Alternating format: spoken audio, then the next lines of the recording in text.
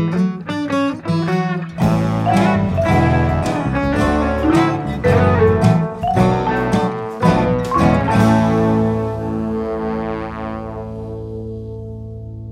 everyone, and welcome back to another episode of Keep It Fictional. I am Mark, your host for today, and I'm joined by my lovely book friends, Virginia, Fiona, and Corrine. Today, we're going to be talking about works in translation because it is National Translation Month this month in September. National Translation Month has been commemorated since about 2013, I think, so this would make it the 10th year anniversary. And the last day of September the 30th is also recognized as International Translation Day. So it's a very big month to recognize translated works. And the goal of National Translation Month is to promote the field of translation as like a field of literary production, to increase education on literary works in translation and increase the visibility of authors from different languages, from different parts of the world that might not always get recognized because they don't publish in English as their first language. So it's just a good idea to kind of think about the whole broad scope of literature as it relates to translated works, because if it wasn't for translation, we would not be able to read so many of these great books. So I think to start off today, we're going to start off with Corrine. Yes, thank you so much, Mark. I'm very, very excited for this particular topic. I've been reading a lot of books in translation thanks to Take a Drink, the BTS reading list, and have discovered so many fantastic authors. I'm really thankful for the work of translators. It is such an art form. And I can't emphasize enough, when a translation is done well, you don't notice it, but when a translation is done poorly, you can really tell. And I'm just going to give a shout out at the beginning, although I didn't choose one of the books that he has translated, but my, I guess, translator crush, in that I have really enjoyed every single book that I have read that he has translated, is Anton Hur, who did Cursed Bunny, and just recently completed the Violets by Kyung Suk Shin, who did Please Look After Mom. And I am voraciously trying to get my hands on everything that he has translated, because I just think, again, working with very different authors, he respects their style so much, and yet you really get to like the heart of the book. So that's my shout out to him. But I did not choose one of his books to talk about because I have been waiting for a moment to talk about this book that I really enjoyed, that, like, spoiler alert, I think is actually going to be on my top books of the year. Yeah, I'm kind of calling it here. It is a book that I read while on vacation in the bit of like a reading slump, and this book just kind of like got me thinking. I took it a little bit of a time, because every chapter that I read, I kind of had to shut it and think about it for a while, because the author is just saying so much. So 34-year-old Miss Shibata has just started a new job at the cardboard tube manufacturing company. Woo, what a good time. She has recently switched from kind of one menial job to, frankly, another menial job to escape the sexism that she faced at her previous job, only to realize that when she comes into the cardboard tube manufacturer, that the sexism is still there. It's just more subtle than it is overt. So, as the only woman in the office, despite being a colleague on level with everyone else, she is always expected to set everything up for the meetings, make coffee for everyone, do their photocopying, as well as clean up all of their dirty dishes after the meeting. Even though she is on par with all these people, it is the unspoken and sometimes spoken expectation that as the only woman, she will do all of these tasks. And so she does, grumbling under her breath, until one day, Miss Shibata snaps.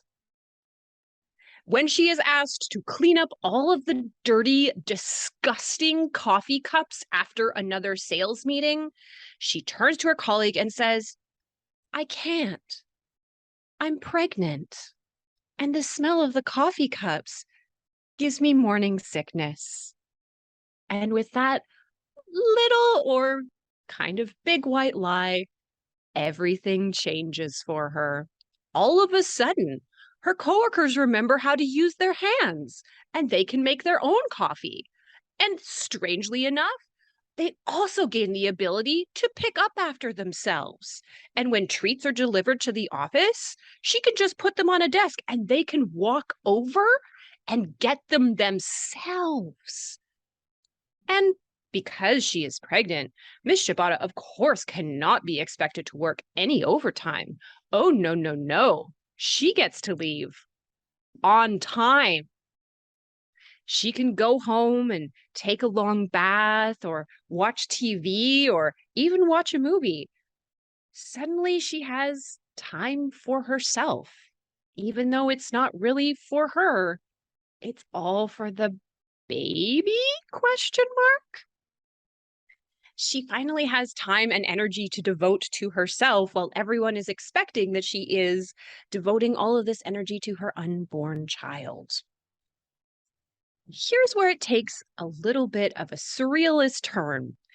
As she follows along with the app of her unborn fetus and has to add more and more towels under her shirt so that it looks like she is growing, she almost starts to believe in this baby that she is having, this unborn child of potential. And so she even finds herself signing up for a expectant mother aerobics class where she chats with her fellow future moms about all their plans and all the things that they are experiencing. This is the one of the weirdest premises for a book that I have ever read, but my God, does the author pull this off? It's not just about, well, it's about so many things. It's not just about the sexism of society where women are expected to kind of pull up all this emotional label and tidying, but it's also about how do you give your permission to take care of yourself? And how do you give your permission to take care of yourself when you are just a void for another being to fill? It's also about how motherhood obliterates personhood. It's about the corporate approaches to parenthood. It's a social commentary. It's everything. It's about loneliness in society and how do you make friends as an adult? And like the horrible intrusiveness of people who feel like they own a little bit of a pregnancy and ask you horrible intrusive questions.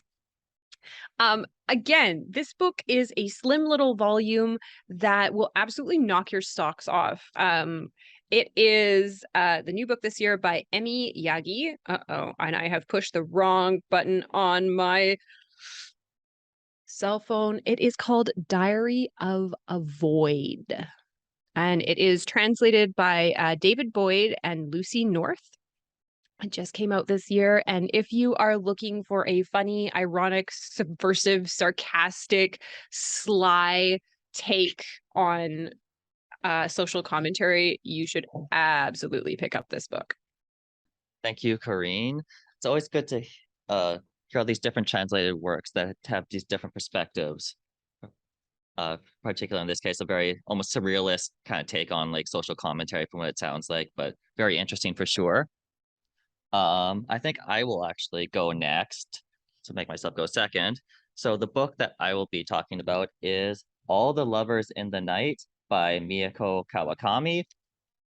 And Kawakami has been around for a decent amount of time now, since 2006 in Japan when she first started publishing poetry before moving on into novel-length works. Her early poetry has won a number of prizes as well as her full-length works. So, for example, her short story collection, Breasts and Eggs, won the Akutagawa Prize for Best Literary Short Story. Another one of her novels, Dreams of Love, which hasn't been translated to English, has been also won a number of prizes, as well as the work that came out just before this one in English, Heaven, was shortlisted for the International Booker Prize. So she's won a vast array of awards, but at the same time, she's also sort of stood out against sort of the sort of quote unquote old guard of Japanese literature, as she's taken a much more bolder sort of stance towards the experiences of women, as we sort of just heard from Karine. Kawakami is also another author that is sort of known for her discussions of the female body, the female experience within Japanese society, and that very much shows up in this work as well. So this story follows the life of 30-something Fuyuko Iri and her introspective reflections on life. Fuyuko worked as a freelance copywriter, working at home at her own pace while corresponding with her supervisor and friend Hijiri, as well as former coworker from a previous publishing company, Kyoko.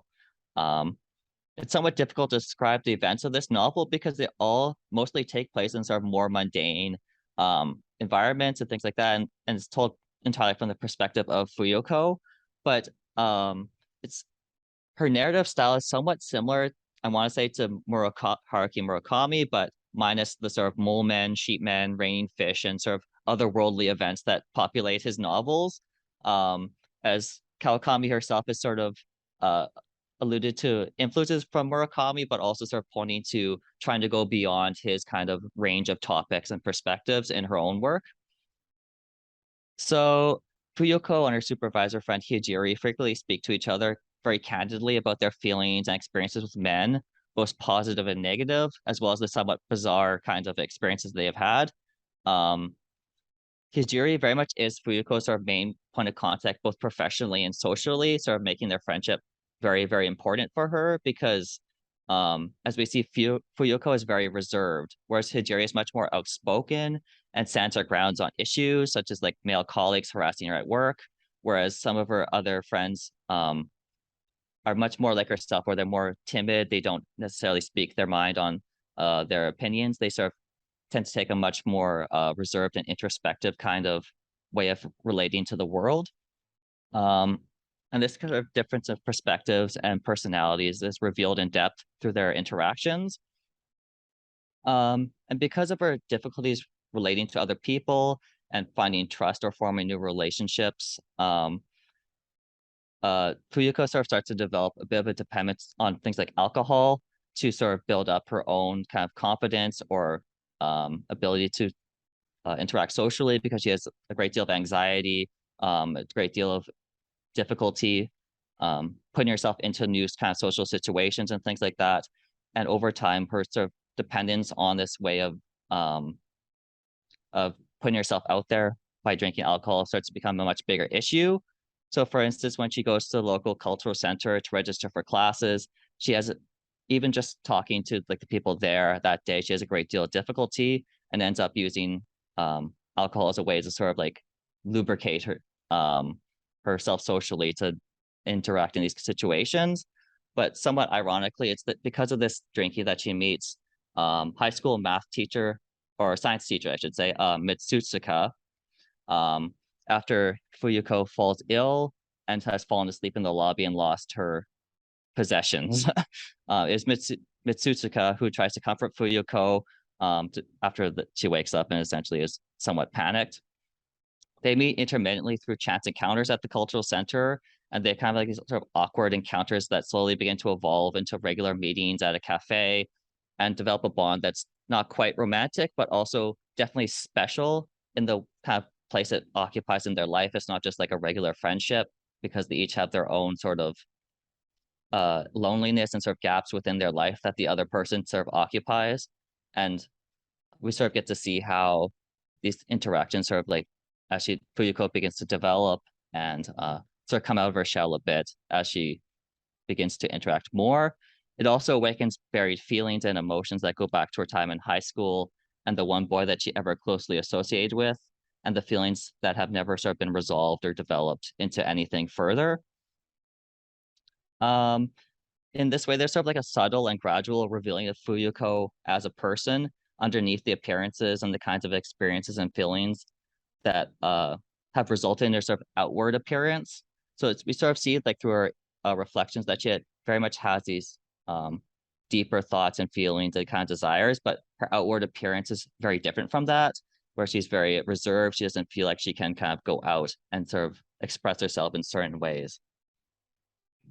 And this is sort of also worth noting that Kawakami's writing has a very kind of precise and close description of detail of settings and interactions that add a lot of depth and sort of flavor to the scenes that are, it's kind of hard to describe, to put into words, because it's taking like a sort of like a glance in the window or the crunch of vegetables in a meal. Just the way that she describes these things kind of gives it like this like extra flavor to the scene and feelings of being there in this kind of realistic kind of atmosphere.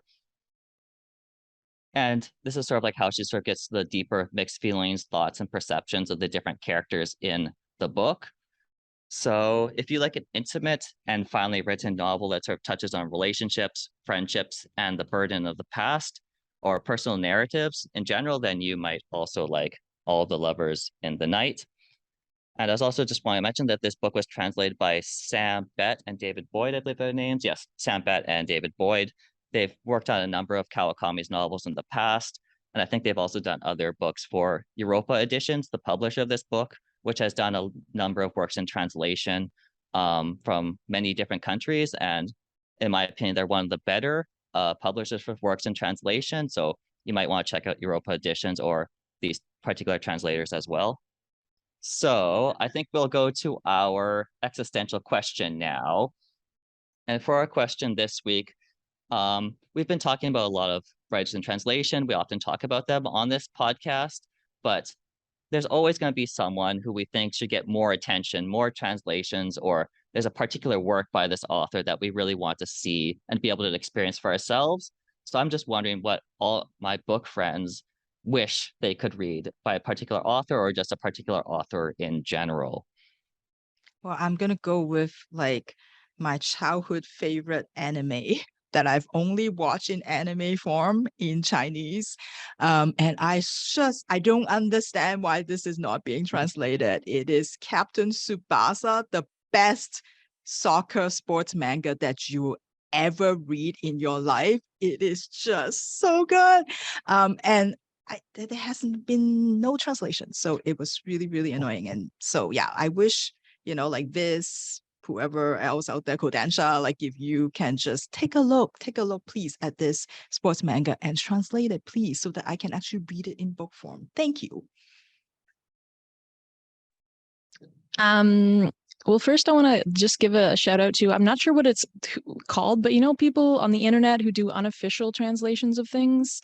I feel like all manga readers just appreciate that so much, because I have had access to some things that I wouldn't have otherwise. But I'm thinking right now of Hajio Moto, who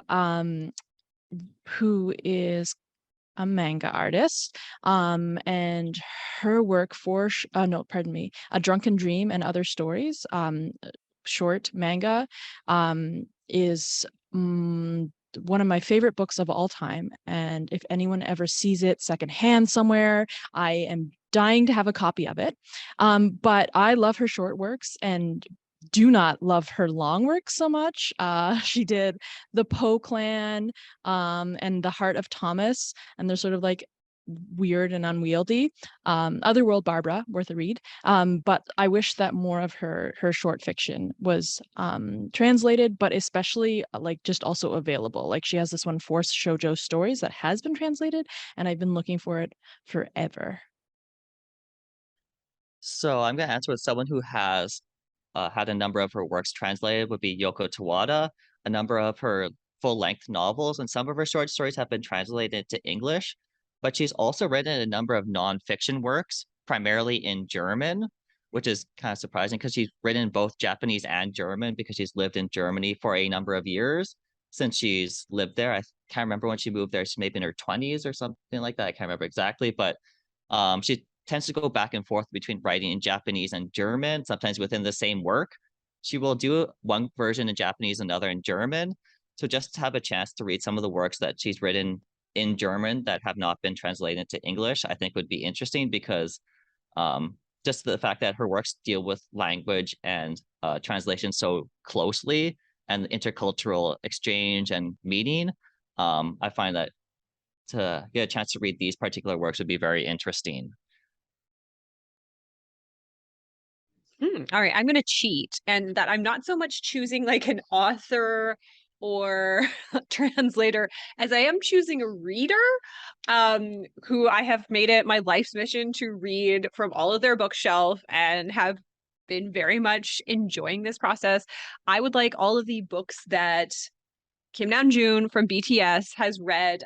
Many of them are available in translation, but a lot of them are not. They are just in Korean and have not made it over. Some of them have or are slowly making them in because of his popularity and because of the demand from readers. But I'm hoping a lot of the books that he has on his reading list, some of the fiction, strangely enough, especially some of the art books that I've really been enjoying, eventually get translated. I know, you make that face, Fiona, but the Ruth Asawa book was amazing. Yeah, I'm hoping that eventually they make their way into English translation. I don't think it's going to happen, but I think some of the fiction might make it, which would be amazing. All right. Got a nice diversity of interest there. And particularly the manga, I found kind of interesting to see those kind of older works that you don't necessarily hear many people talk about. I found that very interesting. So I think now we're gonna go to Virginia for her selection this week. All right. Well, weirdly enough, I also kind of changed my mind about this.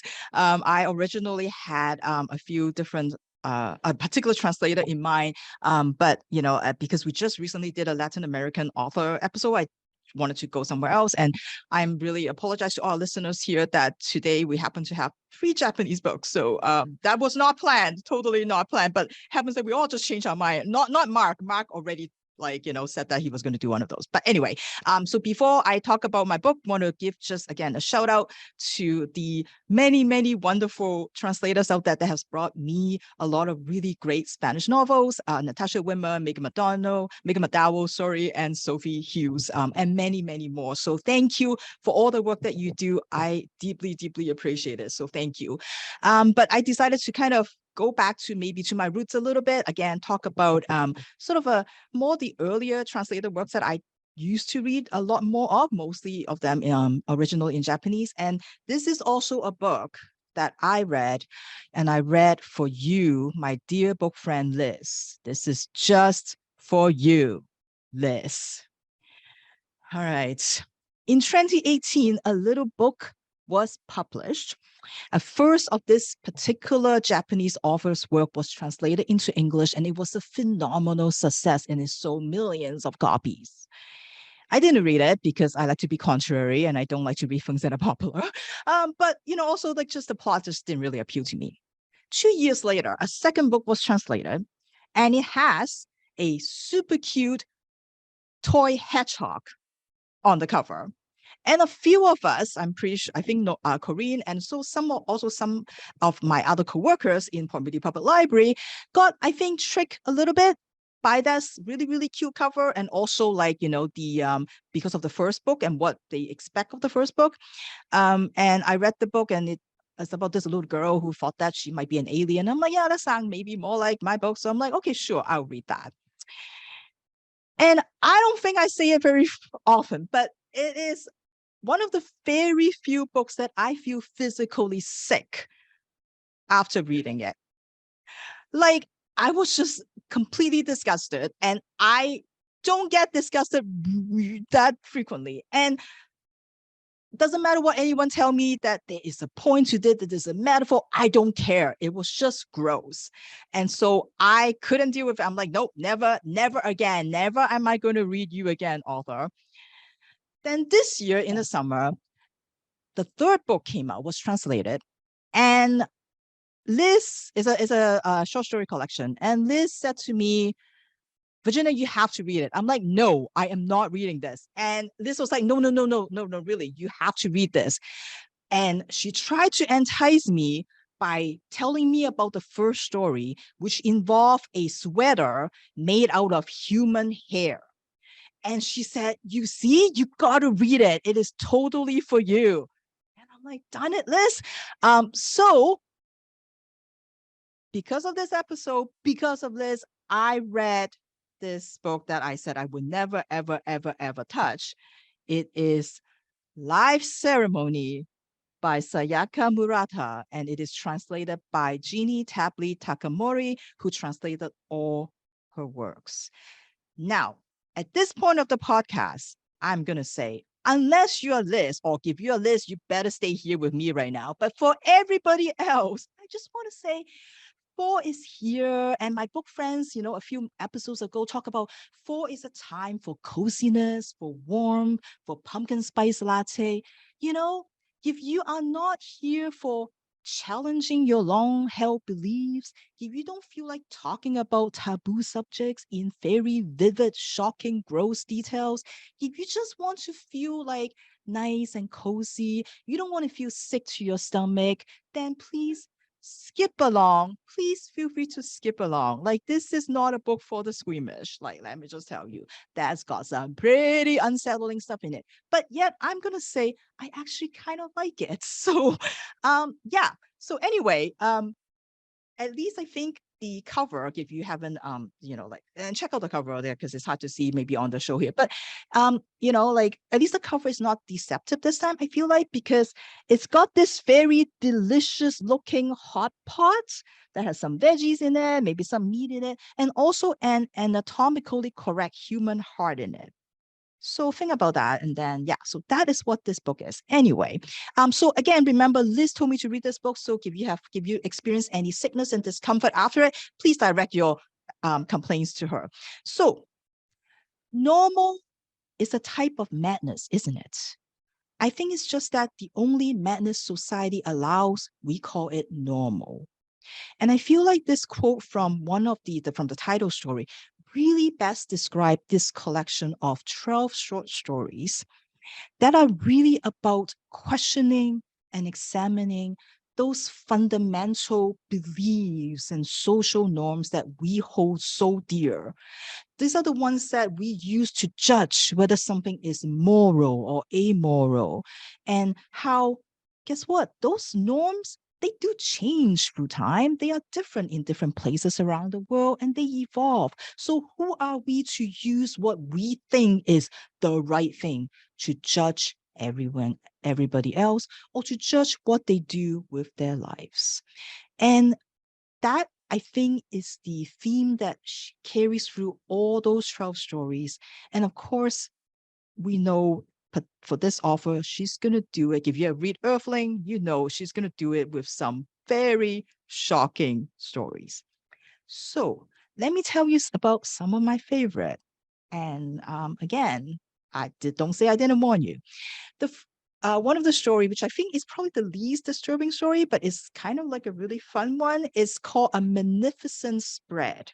It's a story about a sister who is desperately trying to help her little sister Kumi out so that her marriage won't end in disaster. Kumi has just got engaged, and so she is going to have dinner with her fiance's parents for the first time. They're going to meet for the first time.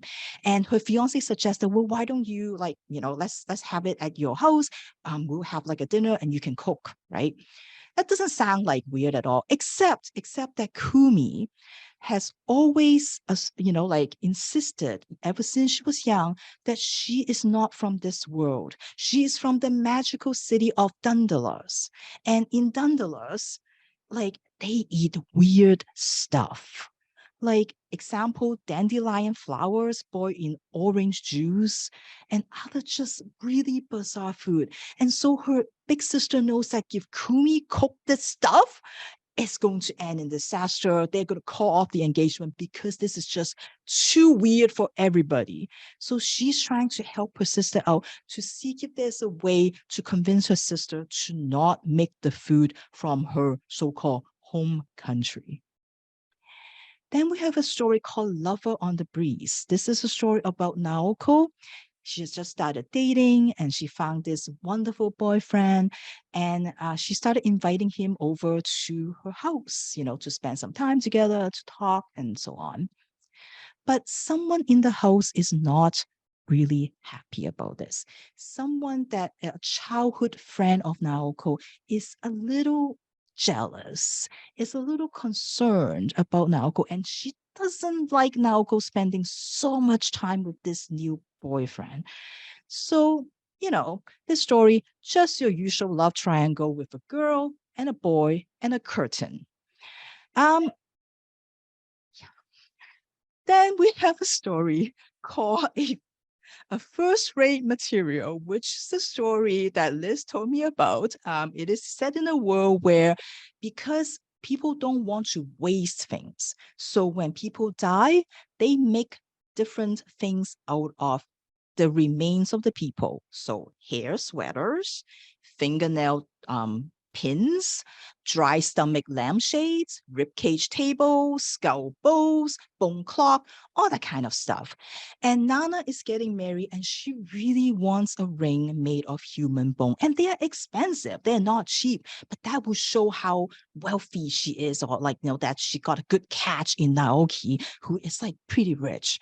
But Naoki hates all this stuff. Doesn't matter whether this is like something that everybody does or that it shows her the prestige. Naoki is dead set against anything made from human, including this hair sweater that she keep wearing. So Nana is trying to find a way. How am I going to convince Naoki to accept, some of the stuff that she wants? But perhaps a gift from his dead father may just be the thing to change his mind. And it's really a story that has some really gross, but yet really beautiful imagery that I'm going to let you discover in this. Then we have the story called Pucci, a very short story. It's about a girl who has been invited by her classmate Yuki to share a secret. Now, it's really quite exciting, and the girl feels really special because Yuki is usually really quiet. She doesn't like to talk a lot in class. So the fact that Yuki came to her and say, I want you to share I want to share a secret with you, that's so special. And so like the girl was really excited about that. And Yuki told her that, well, like I actually have a secret pet that I keep, up in the mountain. I'm not allowed to bring him home, but I was hoping that maybe you and I could go see my pet, and then maybe you can help me feed him every now and then, because I can't always get up there. And so the girl was really excited. It's like, yeah, sure, let's do it. So they climb up the mountain, and there's this shed there. And so Yuki was like, Pucci, where are you? Pucci, come on out. And in from start hearing noises, and then this suit-wearing businessman wearing broken glasses came out on all fours and started walking up to Yuki and licking on the bread rolls that Yuki has brought for Pucci. And of course, we have not because of the content, but the title story is probably my favorite. You probably can see why. This is a story called Life Ceremony, set in sort of future Japan, which I think talk about like a population crisis that they're having right now, is that there's just not enough babies born. And so in this world, when people die, they don't do funeral, they don't do cremation or burial, anything like that. They have a life ceremony. And the life ceremony consists of two parts. One of them is a dinner that you're invited to come. And the family of the deceased will spend days preparing and cooking all day to prepare this dinner. And once you are fed and once you are sated, once you have partake in this dinner, then afterwards, you're supposed to, hopefully that will inspire you to go find a partner, at that life ceremony. And as they say, an insemination partner to go for copulation. We don't say sex in this world. And so the whole idea is that when you partake of life, you create life. And I don't think I have read a story that you can probably guess what is involved in the ingredients that has such detailed cooking descriptions of the whole process. And it is just the weirdest thing, because on one hand, you're like, what? But on the other hand, you just can't help but kind of laugh at some of the descriptions of this very normal cooking process and the very regular comments that you might here when people are eating and having a nice dinner together. Anyway, so there is like lots of stories. Like I probably told you about like some of my favorite, and I feel like my favorites are the ones that, and I think she did the best in my mind, like the most sort of effective is when she really goes there and she just like doesn't care what taboo subjects we're talking about. She's just going to like just go to the extreme. I feel like those are the stories that I think she did the best. Like there are some stories that does not involve any grossness in it, and it still kind of fit the theme, but I feel like those doesn't feel as strong to me in some ways. But yeah, anyway, so yes, these stories is going to challenge your beliefs. It's going to make you sick for days, probably. And it's going to shock you. It is going to make you think about everything that you believe in your life. And yeah, so if you are ready for that, and if you're still here and has not fainted, I would like you, like to check it out, maybe Live Ceremony by Sayaka Murata. And thanks, Liz, for your recommendation. Thank you, Virginia. I think you can fairly say that's a one-of-a-kind kind of book for sure. So I think today we'll just leave Fiona now for our last book of the day. So I'm sure we'll get something a little bit different from what we just heard for sure. Absolutely. But first, I would like you all to imagine a first-year undergrad student in their first semester who went to underfunded public school, can count the novels they've read on both hands, and doesn't know how to write an essay.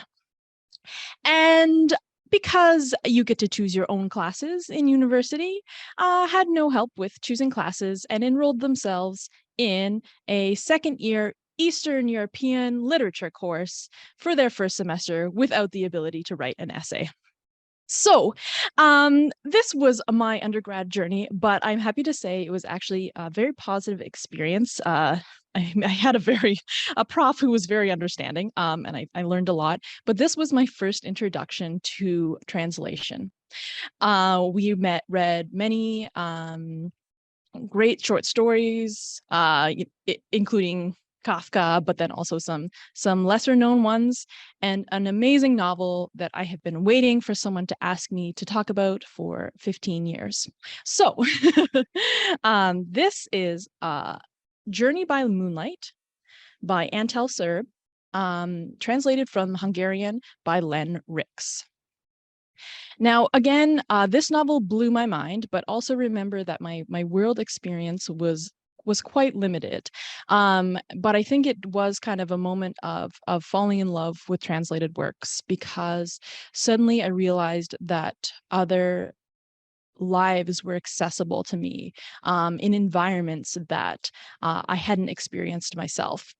Now, of course, Eastern European, not that far flung, but in that moment in my life was pretty exciting and mind blowing.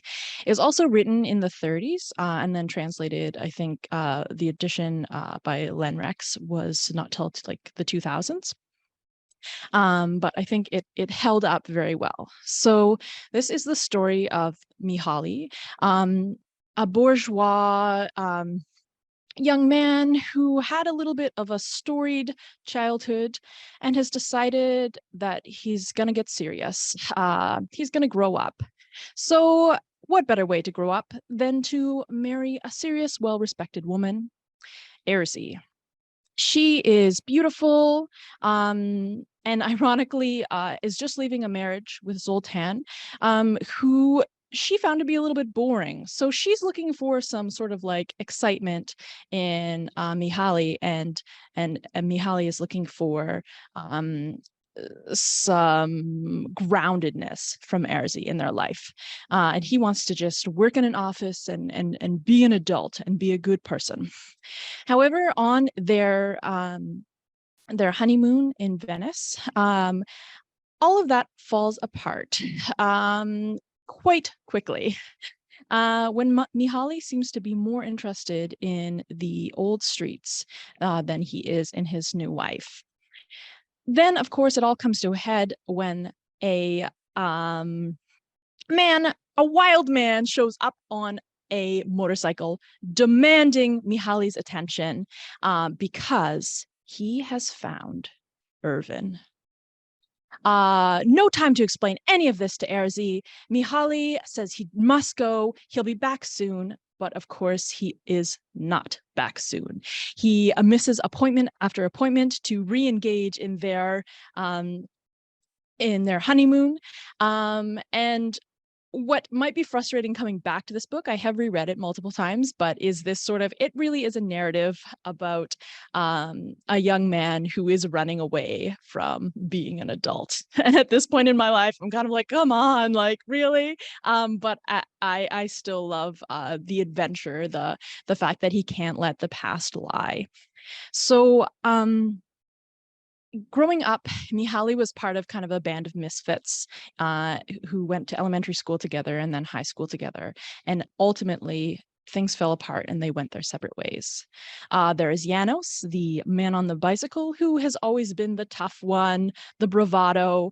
There is Irvin, who has always been Mihaly's competition for the love of Ava. And Irvin mysteriously disappears before they finish high school. Ava has her brother Tomas, and Ava herself is I suppose she's beautiful. She's kind of ethereal.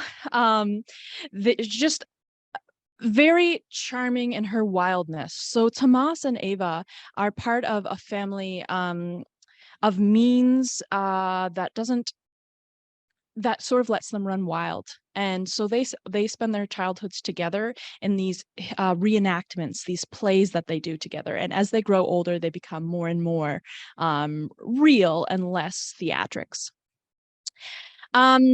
So this is the story of Mihaly kind of going back to confront this past. And it really, I think for me, this might be the start of like my interest in introspective, character-driven novels. Truthfully, there's not a lot going on. It's this guy who basically is like, I want to be an adult. Oh, wait, maybe I want the wildness of my childhood. And then we have a fun cast of characters who join in that. One of the things that really grabbed me was the description of the cities, and Budapest in particular, where the childhood takes place. And it's still somewhere I desperately want to visit, just based on Serb's description of it. There's a whole very introspective like sort of, I guess, like mental health aspect to it, and definitely trigger warning for suicide and suicidal ideation. But that to me was very interesting at the time, of like, oh, people can write on paper like their feelings, like just really, really first time experiencing that. And it actually features both priests and nuns. So I think I was already interested in that in film. This was my first literary experience, and I think it really cemented that interest for me. So a very formative book for me, and I think it holds up quite well to reading. Certainly, this is probably I'm probably casting a wide net, but I think if you're someone who enjoys Hemingway, and I do, I know, like slap on the wrist, but if that sort of expat narrative of personal relationships is interesting to you, I would definitely recommend Journey by Moonlight from Antel Szerb, translated from Hungarian by Len Rix. Alrighty, thank you, Fiona. So that's it for this week's episode. We hope you enjoyed it. The books we talked about today. We look forward to hearing from you again a future week. And always remember, just because it's National Translation Month, you can always read translations all year round. so many good books out there from so many different perspectives and countries and languages. So I hope to see you again soon. Bye.